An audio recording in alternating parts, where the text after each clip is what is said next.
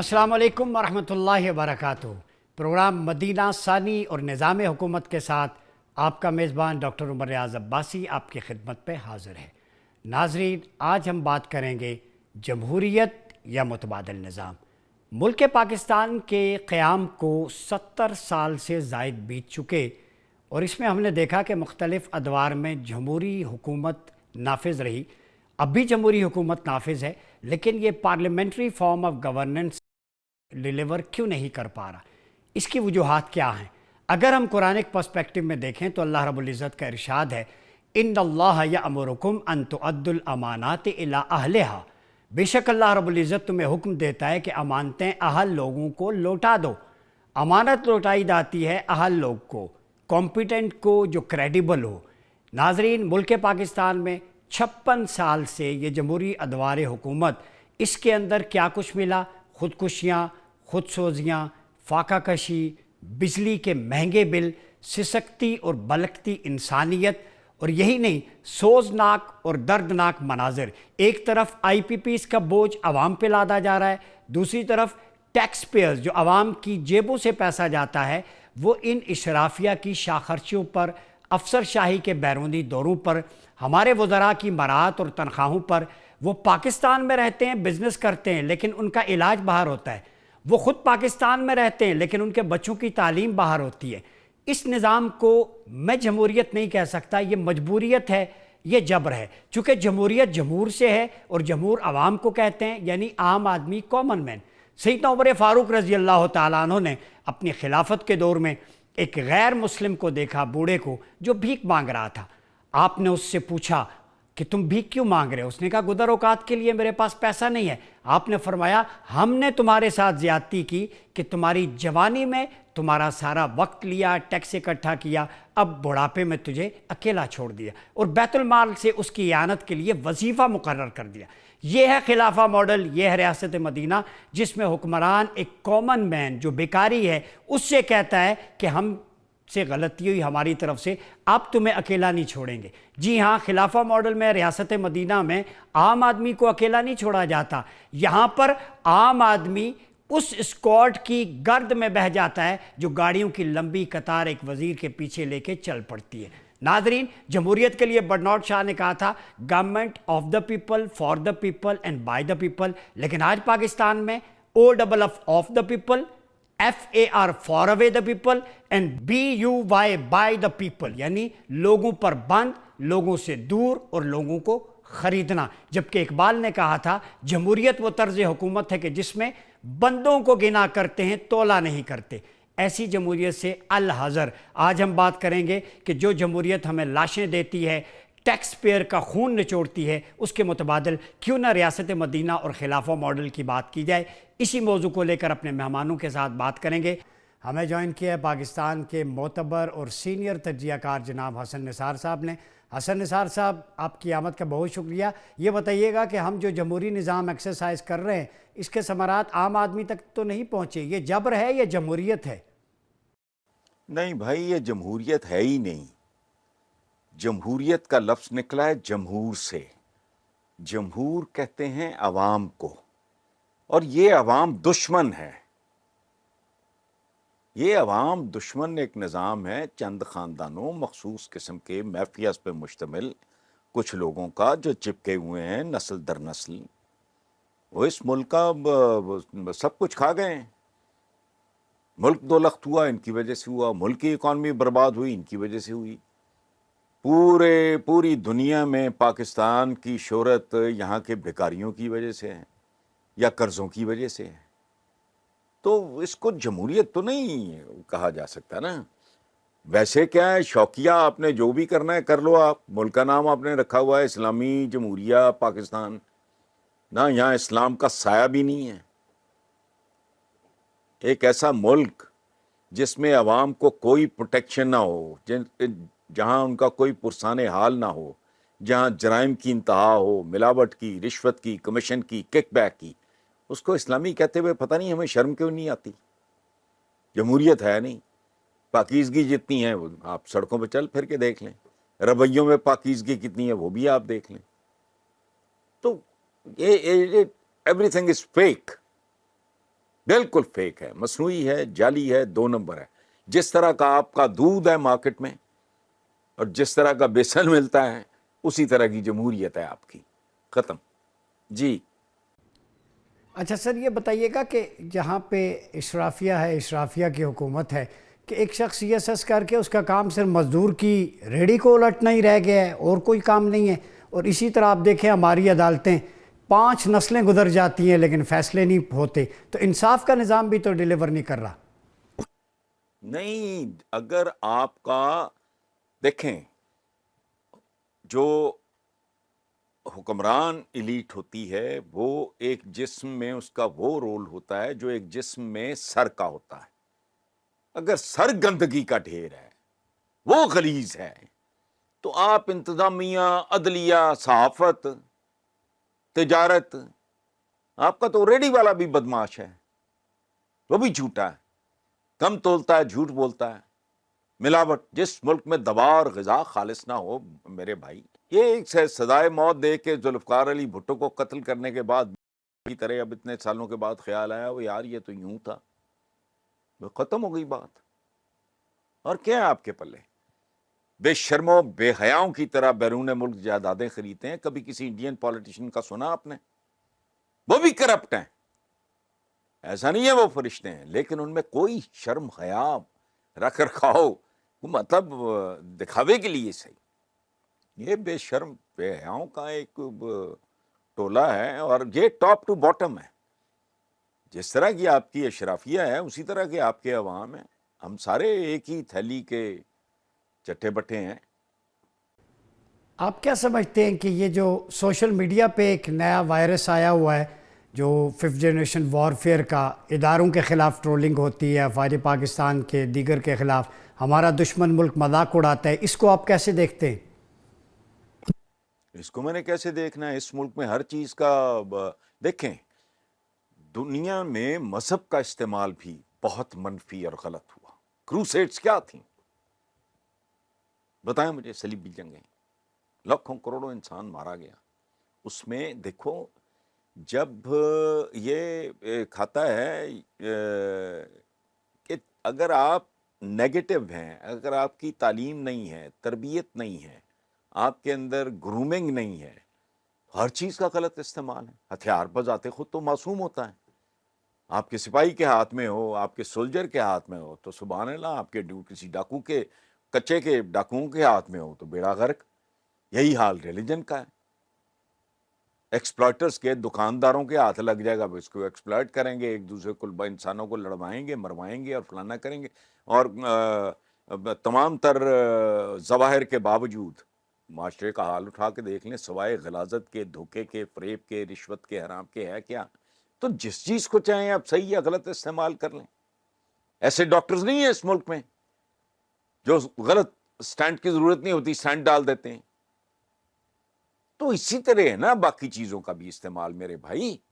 یہ جو آپ سوشل میڈیا کی بات کر رہے ہیں یہ کیسے ہو سکتا ہے؟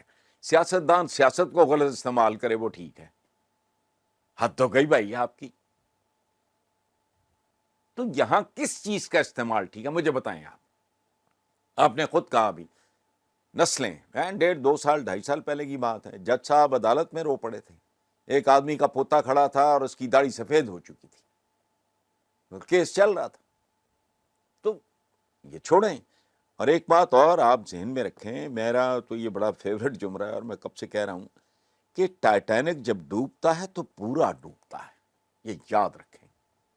یہ نہیں کہ فرسٹ کلاس کے پیسنجرز بچ جاتے ہیں یا وہ جو بزنس کلاس کے بچ جاتے ہیں اور کوئی تھرڈ کلاس. نہ جہاز کریش ہوتا ہے پھر وہ نہیں دیکھتا. قوموں کا زوال ہو تو ان کی ہر چیز زوال پذیر ہوتی ہے. آپ اکیلا سوشل میڈیا جو کہ نیا نیا آیا ہے، ہم تو ہر چیز کو ابیوز کرنے والے لوگ ہیں. مدرسوں سے کیسی کیسی خبریں آتی ہیں، کبھی سنی نہیں آپ نے؟ آپ کے یہاں فیک ڈگریاں ہیں. یہ ایک ایسا ملک ہے، بلوچستان کے ایک چیف منسٹر نے کہا تھا کہ ڈگری اصلی ہو یا نقلی ہو، ڈگری ڈگری ہوتی ہے. پاکستان میں 2 نمبر قسم کے تھیسس لکھے جانے میں پوری دنیا میں آپ کا مقام ہے. ایک یونیورسٹی آپ کی ڈھنگ کی نہیں ہے پوری دنیا میں. ٹاپ کی پتہ نہیں کتنی یونیورسٹیز میں ایک بھی پاکستانی نہیں ہے. تو کیا مطلب اکیلا سوشل میڈیا آپ کا کیا ٹھیک ہے؟ 3 ٹھیک چیزیں آپ گنوا دیں پھر میں آپ کو جواب دوں گا. جی حسن نثار صاحب، آپ کا پوائنٹ آف ویو آ گیا. یہاں وقت ہوا چاہتا ہے ایک چھوٹے سے بریک کا. ملتے ہیں بریک کے بعد. ویلکم بیک ناظرین، گفتگو کے سلسلے کو آگے بڑھاتے ہیں. اچھا سر، یہ بتائیں، آپ نے خرابیاں اور خامیاں گنوا دیں. آپ اپنے دبنگ تجزیے کی وجہ سے جانے جاتے ہیں، عام آدمی کی بات کرتے ہیں. اس کا سولوشن پھر کیا ہے؟ کون سا نظام بہتر ہے؟ کہاں سے شروع کریں؟ نہیں، وہ میرا خیال ہے کہ ایک چیز ہوتی ہے جو irreversible ہو جاتی ہے. یا مجھ سے ایسا سوال کر رہے ہیں جیسے کوئی اپیچیز سے یا ریڈ انڈین سے پوچھے. امریکہ کے ریڈ انڈین سے پوچھو آپ کہ بھی یہ تو تمہاری سرزمین تھی، باہر سے رنگ برنگے بھانت بھانت کے جانور آ کے قابض ہو گئے. کوئی جرمن امریکن ہے، کوئی فرینچ امریکن ہے، کوئی برٹش امریکن ہے، کوئی فلانا امریکن ہے. امریکہ کو تو اپنا اس سے تعلق ہی کوئی نہیں اس سرزمین سے. اب پوری کوئی چائنیز امریکن ہے، کوئی پاکستانی امریکن ہے، کوئی انڈین امریکن ہے. تو بھائی اب تم کیا کرو گے؟ تو وہ آپ کو کیا جواب دے گا؟ میرا خیال ہے ہم وہاں پہنچ چکے ہیں جہاں سے ہمارا جو ہے نا اس کو ریورس کرنا مجھے ممکن نہیں لگتا. اس کی وجہ کیا کرو گے آپ؟ ایک پہاڑ سے اگر ایک اللہ معاف کرے کوئی جیپ کو، کار کو، فلانا اس طرح کا وہیکل اگر لڑک گیا ہے یا سلائڈ ڈاؤن کر رہا ہے اور اس کی بریکس فیل ہو چکی ہیں، تو آپ کیا باقی امید بیچتے رہو؟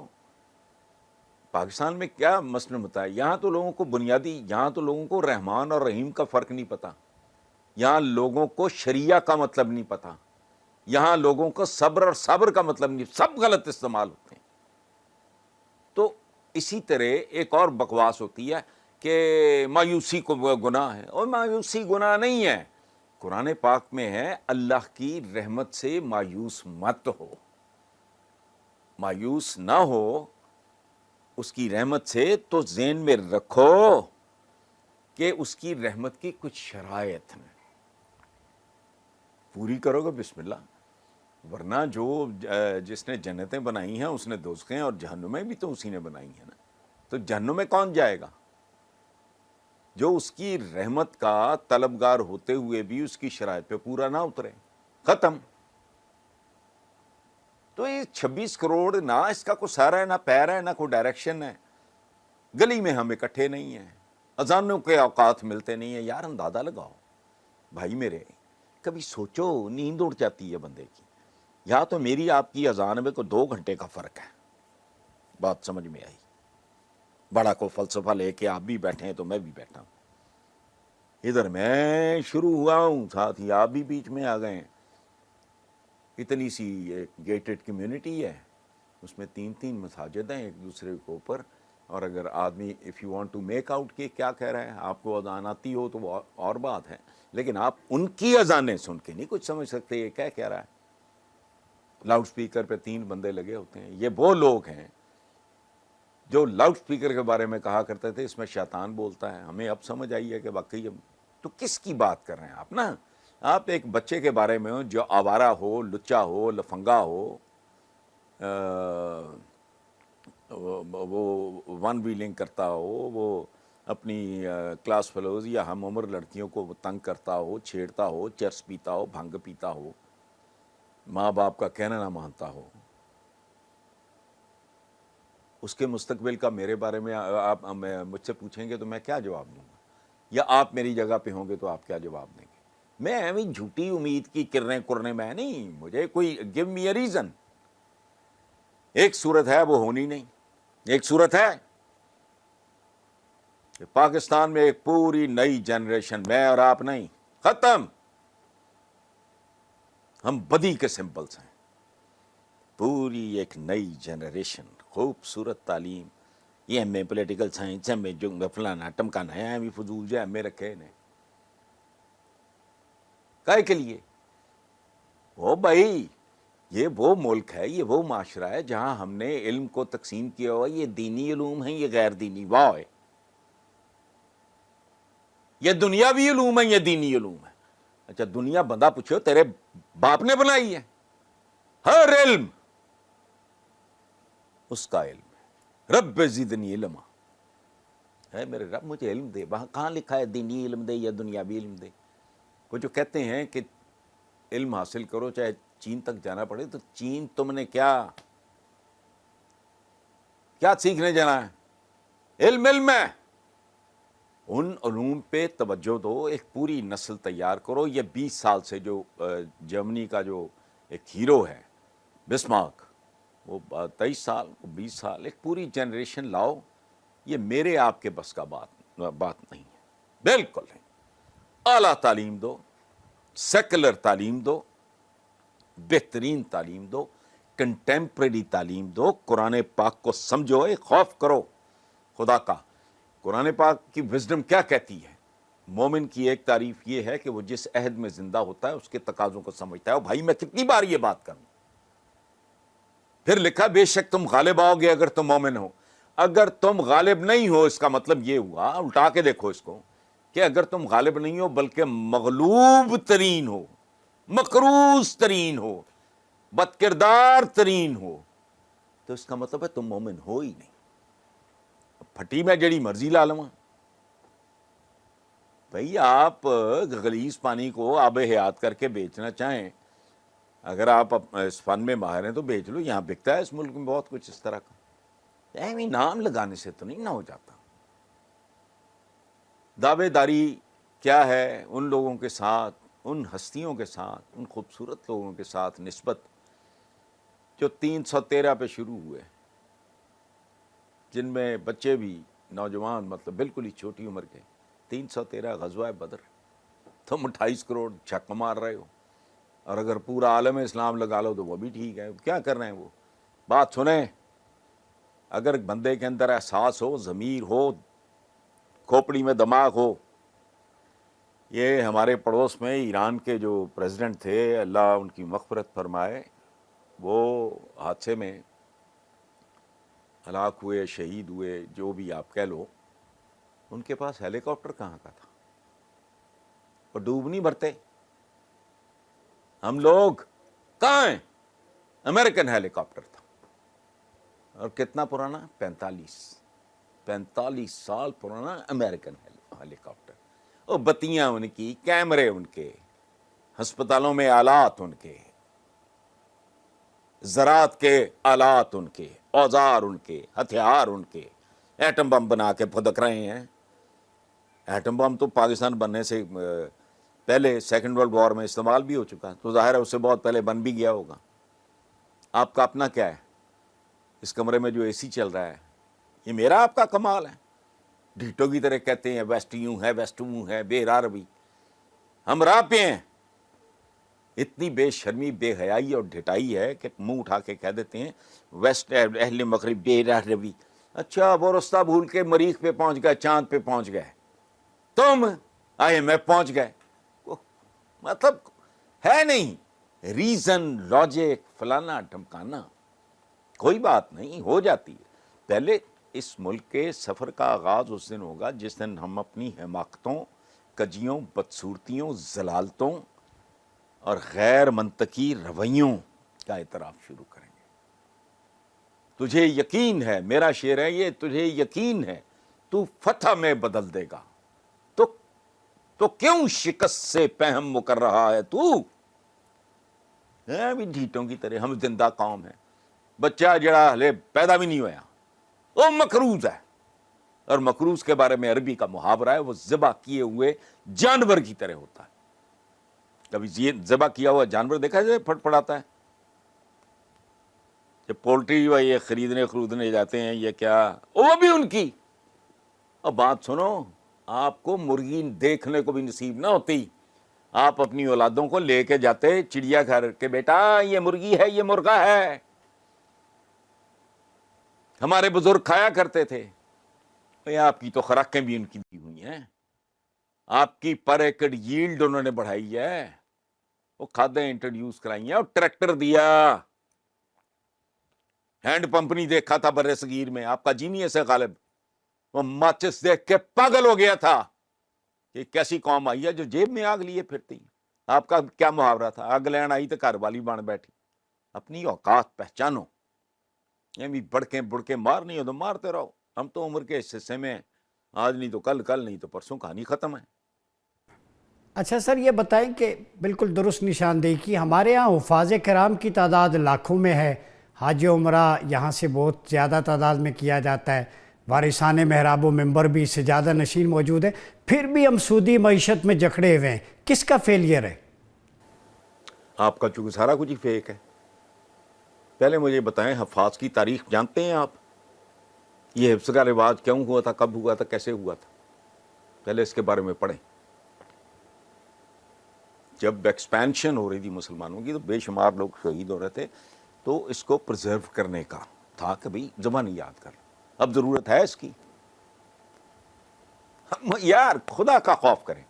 قرآن پاک میں لکھا ہے کہ کشتیوں پہ اور لاغر اونٹنیوں پہ بیٹھ کے آؤ حج کے لیے. اچھا، لاغر کا ہمارے یہاں مطلب ہی نہیں پتا کسی کو. لاغر کا مطلب کمزور بیمار نہیں، لاغر کا مطلب ہے سمارٹ. اب کون جاتا ہے اونٹنیوں پہ؟ مجھے بتاؤ. اب تو چڑھ جاتے ہو جہازوں پہ، بتائیں نا. اب جہازوں پہ چڑھ کے جاتے ہیں، آگے پھر ٹرینیں ہیں یا فلانا ہے یا ڈھمکانا ہے. میں پتہ نہیں کتنی بار گیا ہوں، یہ سارا اب کچھ چینج ہو گیا. تو مومن ہو اگر تو اپنے عہد کو پہچانو اور اس کے ساتھ ہم آہنگی اختیار کرو. آپ جو بات کر رہے ہیں کرتوت پھر کیا ہے ہمارے؟ پھٹکار دیکھو اس معاشرے میں. دربار یہاں اتنے ہیں گنے نہیں جاتے. ہمارے کرتوت ایسے ہیں. ہمیں تو ان درباروں کی، ان مزاروں کی برکتیں ہونی چاہیے تھی، لیکن ہمارے اپنے کرتوت ایسے ہیں. ویسٹ میں تو کوئی مزار نہیں ہے، جھوٹ نہیں وہ بولتے ہیں. انہوں نے خلا میں ٹماٹر اگا لیا اور تمہیں یہاں روٹی نہیں ملتی. بھائی کو خدا کا خوف کرو، بنیادی چیزوں پہ غور کرو. میرا پرابلم یہ ہے، میں اس دھرتی کے ساتھ میرا ایک تعلق ہے. ہم نے بڑی قیمتیں دی ہیں. میرا خاندان 3 شہروں سے اجڑ کے آیا تھا، جالندھر، امرتسر، لدھیانہ. اس لیے میرے پرکھوں کی قبریں، اگر میں ہوں تو ظاہر ہے باپ کی یہاں ہے. اس سے پہلے دادا، پردادا، وہ جو بھی ہوں گے ان کی قبریں کہاں ہیں؟ تو یار کو خدا کا خوف کرو. تم نے اس دن کے لیے، یہ ان حالات کے لیے روٹی اتنے کی ہو گئی، دور پھٹے منہ. 76 سال کے بعد مسئلہ کیا ہے؟ روٹی. اور تم تو روٹی کے طواف سے باہر نہیں نکلے. باقی آپ نے کہا ہے کہ جی حج عمرہ یہ وہ، میں نے ابھی ظواہر کا ذکر کیا، تو ظواہر کیا ہے؟ اور دوسری بات یہ ہے، یہ وہ ملک ہے جہاں وہ کیا کہتے ہیں یار اس کو، ہاں، عمرے کی ٹکٹیں فیملی سمیت، سٹے، یہ وہ سارا بطور رشوت لیتے ہیں لوگ. 20 بار میں نے لوگوں سے سنا. یہاں ایسا بھی پتہ نہیں کیا اندر کیا گند ہے، کون ہے، کیسا ہے. وہ کہتے ہیں میں نے رشوت کو ہاتھ نہیں لگانا، میرے دراز میں رکھ دو. یہ قائد اعظم کی تصویر کے نیچے ڈیلیں ہو رہی ہوتی ہیں. حکمران جو ہیں بڑے بڑے کمیشن کھاتے ہیں، کک بیک کھاتے ہیں. ابھی آپ کا ویٹ کا سکینڈل آیا، کدھر گیا وہ؟ مجھے بتاؤ. پکڑا کن کو؟ کیڑے مکوڑے پکڑے گئے. ان کو بھی ریلیف شلیف مل جائے گا، 1-2 سال وہ بھول جائیں گے. ایک لڑکا لاہور میں پورا خاندان کھا گیا، انڈر ایج تھا، گاڑی چلا رہا تھا، خوش حرکتیں کر رہا تھا، فلانا یہ بہت سارا. کدھر ہے اس کا ذکر؟ ایک نے کوئٹہ میں بندہ مارا، کہاں ہے وہ؟ ایک نے ایک عورت کا سر کاٹا اپنے گھر میں، اسلام آباد میں.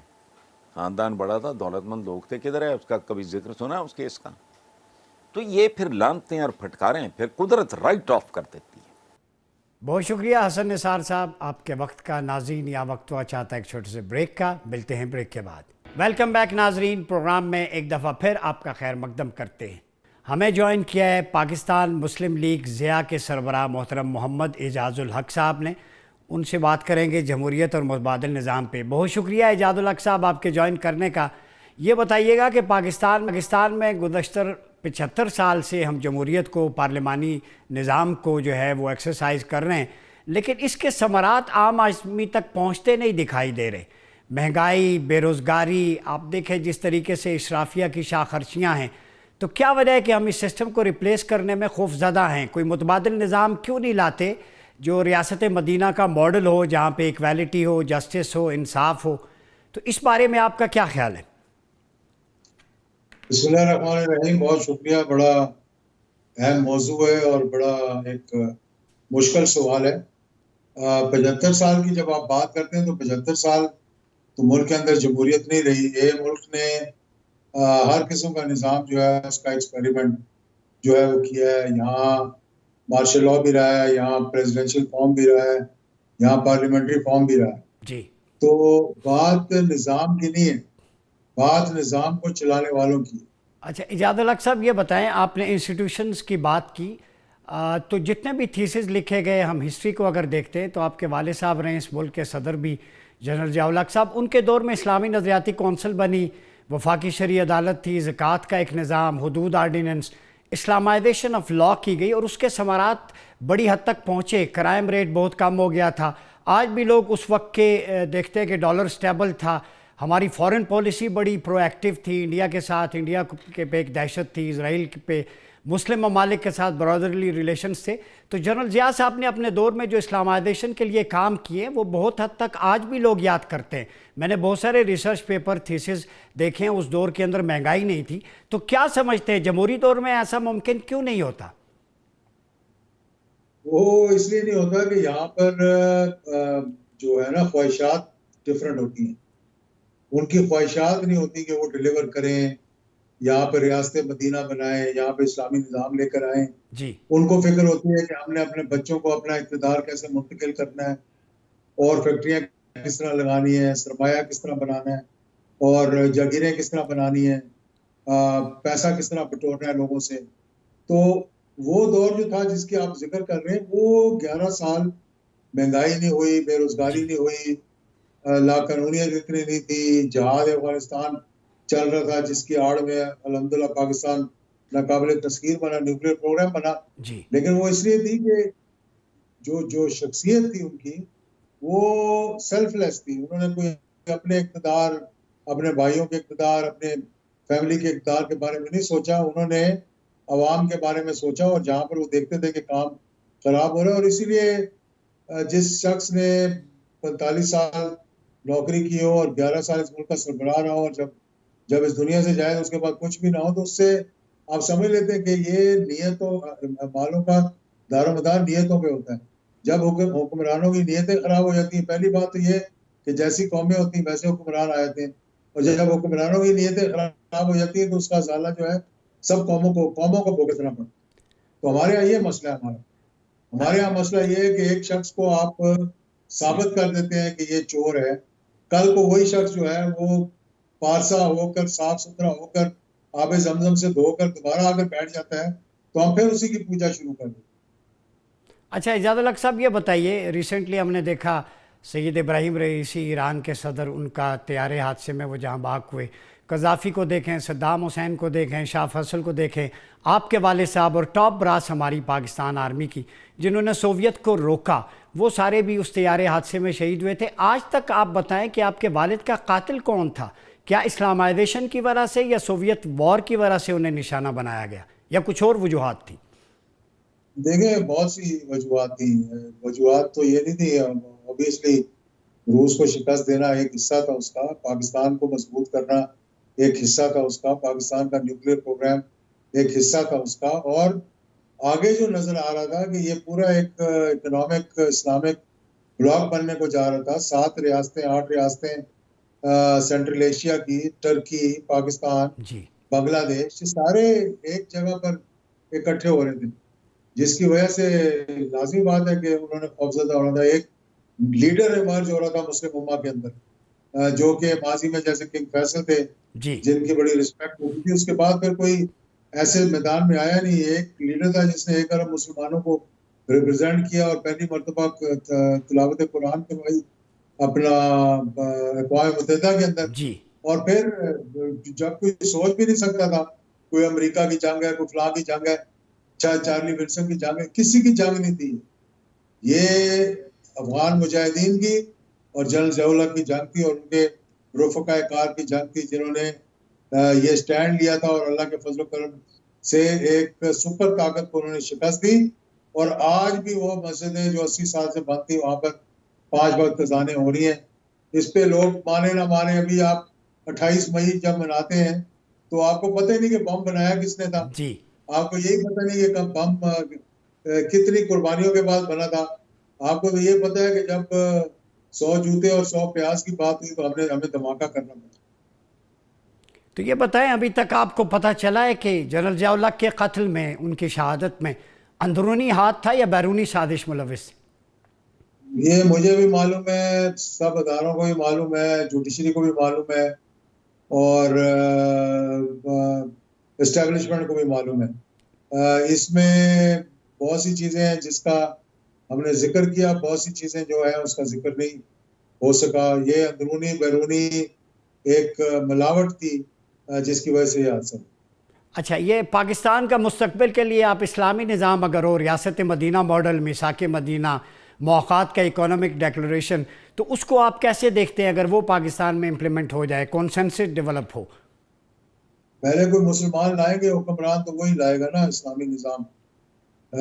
یہ جو سود کے نظام پر زندہ ہیں, سود سے ڈرتے ہیں, IMF کے پجاری ہیں اور ان سے گھبراتے ہیں, یہ ان میں کتنی کیسے جرأت ہوگی کہ یہ اسلامی نظام کو نافذ کریں, یہ اسلام کی بات کریں. یا اب تو یہ فلسطین کے بے یار و مددگار لوگ جو تڑپ رہے ہیں وہاں پر, ان کے بارے میں ہمارا ٹی وی کتنی دفعہ نشریات دیتا ہے کہ فلسطین میں کیا ہو رہا ہے, کیا نہیں ہو رہا. آپ بتائیں, کیا کسی میں جرأت ہے کہ کھڑا ہو کے بات کرے اس کے بارے میں؟ کیا حکومت نے ابھی تک کوئی سٹینڈ لیا اس پہ, کوئی بات کی؟ جی, فلسطین بالکل بلڈ بات بن گیا ہے, وہاں پہ خون کے دریا بہہ رہے ہیں. حکومت کو بھی اس معاملے میں سوچنا چاہیے, ایک سٹینڈ لینا چاہیے. اس سے بڑھ کر بات یہ کہ آپ کشمیر کو بھول چکے ہیں. جی, کوئی کشمیر کا ذکر سنا ہے آپ نے؟ تو کشمیر کا کیا مستقبل دیکھ رہے ہیں آپ؟ کشمیر کا مستقبل کشمیریوں کے ہاتھ میں, ہمارے ہاتھ میں نہیں ہے. نہ ہی ہمارے لوگوں کو اس میں کوئی انٹرسٹ ہے, نہ ہی ان کو پتہ لگے گا جب یہاں پانی بند ہو جائے گا, قحط سالی ہو جائے گی اور دریا جو ہندوستان ڈیم بنا کر بند کر دے گا, پھر ہمارے آنکھیں کھلیں گی, پھر دیکھتے ہیں کہ آگے کیا بنتا ہے. جی, بہت شکریہ اعجاز الحق صاحب آپ کے وقت کا. ناظرین, آج ہم نے بات کی جمہوریت یا متبادل نظام. تو فیصلہ عوام نے کرنا ہے. فیصلہ تو صاف شفاف ہے, آئینے کی طرح, کہ جمہوریت نہیں, یہ جبر ہے, بلکہ ہمیں چاہیے مساوات اور انصاف کا نظام جو ریاست مدینہ میں تھا آپ صلی اللہ علیہ وآلہ وسلم کی حکمرانی میں, جو خلافت راشدہ میں تھا.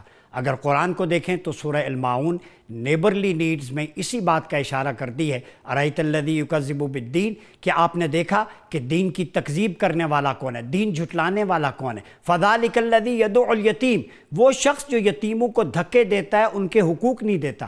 ولا یحض علی طعام المسکین, اور مسکینوں کو نہ خود کھانا کھلاتا ہے نہ کھانا کھلانے کی ترغیب دلاتا ہے, یعنی غریبوں مساکین کے حقوق کے لیے آواز بلند نہیں کرتا. یہ ہے اسلامک سوشو آرڈر جو آپ صلی اللہ علیہ وسلم نے مدینہ کی ریاست میں موقعات مدینہ کی صورت میں دیا, جو خطبہ حجۃ الوداع کے اندر موجود ہے, جو صلح حدیبیہ کے اندر آپ کی فورن پالیسی اور ڈیلیگیشن ہمارے لیے مشعل راہ ہے. آج اگر ہم پاکستان کو درست سمت کی طرف لے کے جانا چاہتے ہیں تو جمہوریت کے اس مغربی ناسور سے نجات دلانا ہوگی, انسٹیٹیوشن بلڈنگ کرنا ہوگی, اور ہمیں اسلامک آئیڈیالوجی کونسل کو امپاور کر کے انٹرنیشنل اسلامک ریسرچ انسٹیٹیوٹ کو پالیسی میکنگ اتھارٹی دے کر ہمیں وفاقی شرعی عدالت میں قوانین کو اثر نو جائزہ لے کر حدود کے قوانین کو اثر نو ریسٹور کر کے ہمیں نظام زکوٰۃ کا نظام بینکنگ سیکٹر میں بہتر بنا کر اور سودی معیشت کا خاتمہ کر کے اس ملک کے اندر سوشو اکونومک جسٹس ڈیولپ کرنا ہوگا, جو ریاست مدینہ اور موقعات مدینہ کی صورت میں تھا. اپنا بہت خیال رکھیے گا. اپنا میزبان ڈاکٹر عمر ریاض عباسی کو اجازت دیجیے. اللہ حافظ.